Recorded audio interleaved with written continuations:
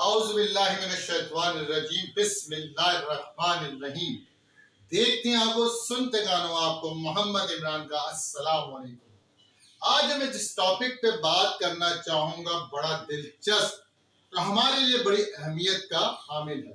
وہ اس طرح کہ ایک عام چور میں اور ایک سیاسی چور میں کیا فرق ہے۔ دیکھیں، عام چور جو ہوتا ہے وہ آپ کی گھڑی چرا لے گا، آپ کا بیگ چرا لے گا، آپ کا موبائل چرا لے گا، آپ کی گاڑی چرا لے گا۔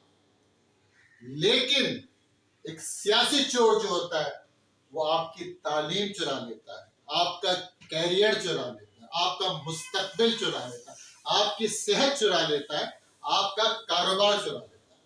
سب سے انٹرسٹنگ بات کیا ہے کہ عام چور سوچتا ہے کہ کس کو لوٹنا ہے، جبکہ سیاسی چور کو ہم خود ووٹ دے کے لے کے آتے ہیں اور آنکھیں بند کر لیتے ہیں کہ یہ چور وہ چور ہیں جو آپ کا مستقبل چرا رہے ہیں، آپ کا کیریئر چرا رہے ہیں، آپ کی آنے والی نسلوں کے لیے جو آسائش ہے، جو تعلیم ہونی چاہیے، سب چرا رہے ہیں۔ اور ہم کہتے ہیں ہم اندھے نہیں ہیں اور آنکھیں بند کر کے ان لوگوں پر ہر بار اعتبار کر لیتے ہیں اور ہمیشہ ان کو لے کے آتے ہیں۔ لیکن آپ ایک اور چیز دیکھیں کہ عام چور جو ہوتا ہے وہ جب آپ سے چیزیں لے رہا ہوتا ہے آپ اس سے لڑتے ہیں، جتنی کوشش ہوتی ہے اس سے فائٹ کرتے ہیں اور اپنا سامان اس سے بچانے کی کوشش کرتے ہیں۔ لیکن یہی سیاسی چور جن کے لیے آپ آپس میں لڑتے ہیں اور دلائل دیتے ہیں کہ نہیں یہ اچھا ہے، یہ اچھا ہے، یہ برا ہے، یہ برا ہے۔ اگر میں نے اس میں ایک بھی غلط بات کہی تو آپ بتائیے کہ کیا ہے۔ اسے ہمیں سوچنا چاہیے اور بہت گہرائی کے ساتھ سوچنا چاہیے۔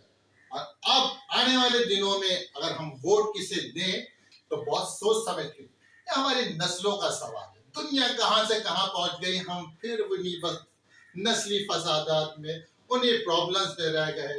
ایک بندے نے چینج لانے کی کوشش کی، اللہ تعالیٰ دوبارہ کامیاب دے گا، اس کو 1 سے 2 بار موقع ضرور دینا چاہیے۔